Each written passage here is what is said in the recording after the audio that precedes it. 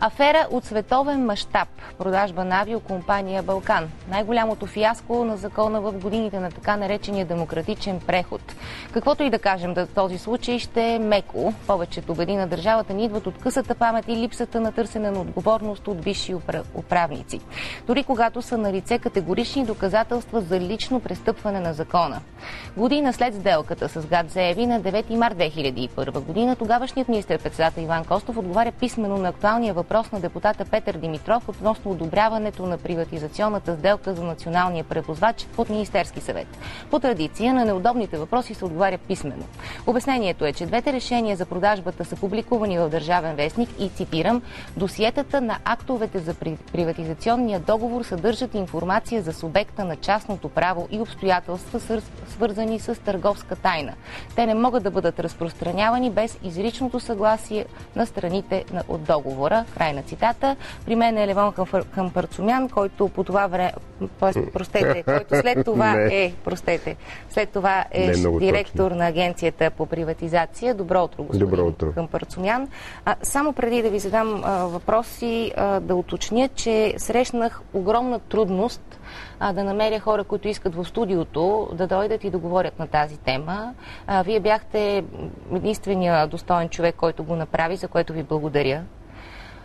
Знам, че сте така, как да кажа, поели негативите на предишното управление на Агенцията за приватизация за този случай. Трябваше да си върша работата, защото всъщност аз продадох Хемусер, което след няколко инкарнации все още България има авиокомпания, която до голяма степен се базира на Хемусер и това, което все пак беше останало от Балкан. Но много хора говорят приватизацията на Балкан. Тя беше направена под натиск на изисквания на Международния валутен фонд и така нататък. Така. Много малко хора говорят, че тази компания всъщност е изключително зле управлявана преди това. Защото аргумента... Не, аз ще ви обясня много просто. Аргумента на ГАТ заяви да плати 150 хиляди долара тогава за авиокомпанията, за което всъщност трябваше нищо да не плаща, или $1, че българския флаг не можел да струва $1. Нали, беше такъв който някаква... той бързо смени с буквата Z, ако си спомняте. Така, някаква емоционална. Но истината е, че 90-те години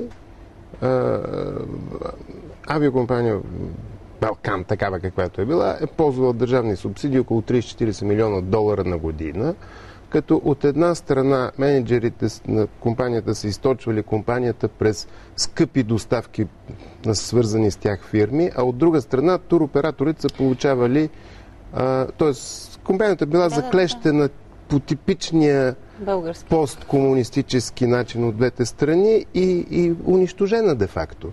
Така че приватизацията се случва на гърба на всичко това, но за това никой не говори. Сега ще говорим. Само ми дайте малко време, защото искам да припомня на зрителите, за мен е важно да се припомнят всички факти. Часове преди 1 юли 1999 година авиокомпания Балкан е приватизирана. На тази дата влиза в сила правилото на тогавашното споразумение с МВФ, както казахме, по силата на което всички държавни предприятия от списъка за изолация трябва да бъдат приватизирани или ликвидирани.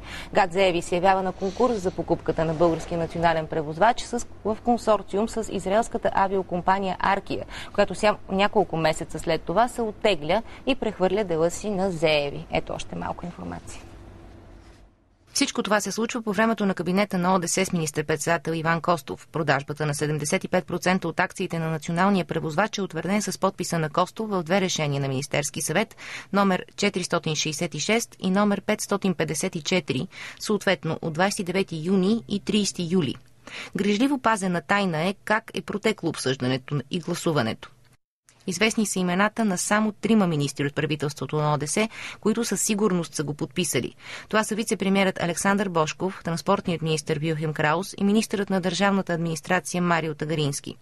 В същото време само 5 от 11-те члена на специалната експертна комисия, създадена от Агенцията по приватизация за оценка на този договор, полагат подписите си под решението за продажбата на Балкан на ГАТ заяви. Резервите на неподписалите са доста сериозни. При сравнение на офертата на Зееви с тези на други кандидати, това на израелският бизнесмен издиша сериозно.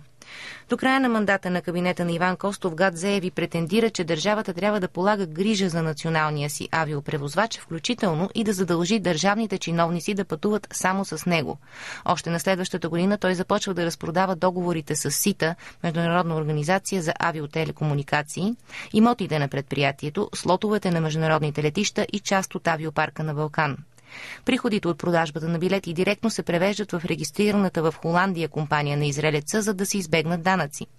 През 2001 полицията осуетява опит на приближени на ЗЕВИ да напуснат страната с куфари пари. Малко по-късно той завежда дело в Парижки арбитражен съд, а държавата обявява Балкан в несъстоятелност. Според вас не е имало по-добра оферта от тази на ЗЕВИ? Не знам. Аз не съм разглеждал офертите, но нямаше име, което да впечатли. От типа на голяма европейска авиокомпания и така нататък. Защото аз имам друга информация. Кандидат за приватизация Улрих Бентелер предлага запазване на всички съществуващи дестинации. Оставете какво предлага. Кой е Улрих Бентелер?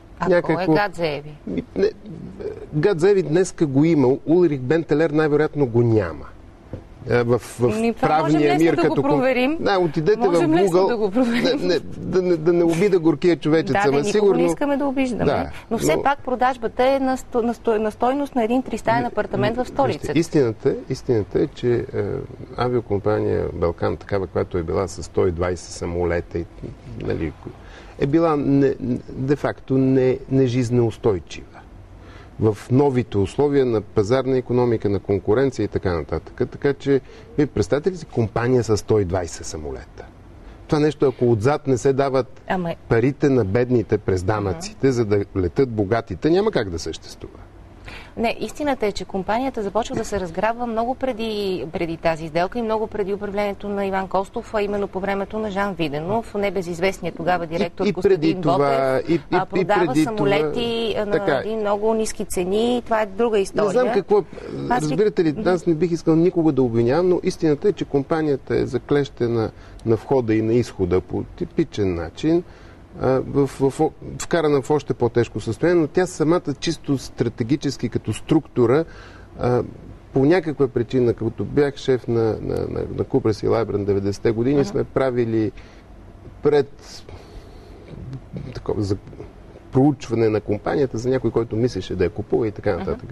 Аз си спомням, че имаше само около 7-8 линии, които със сигурност бяха на печалба и още толкова, които биха могли да бъдат на печалба с код-шеринг и така нататък. Всичко друго беше субсидирано.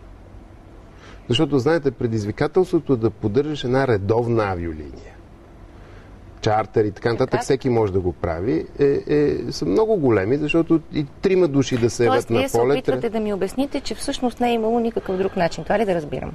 Не, искам да кажа, че това е правено под натиск. Това, че господин ЗЕВИ се оказва един некоректен собственик и неспособен да трансформира компанията в нещо жизнеспособно. Примерно нещо подобно на това, което днеска има България. С по-малко самолети, с много код-шеринг с различни хора, с различни авиокомпании, по-малко дестинации и т.н.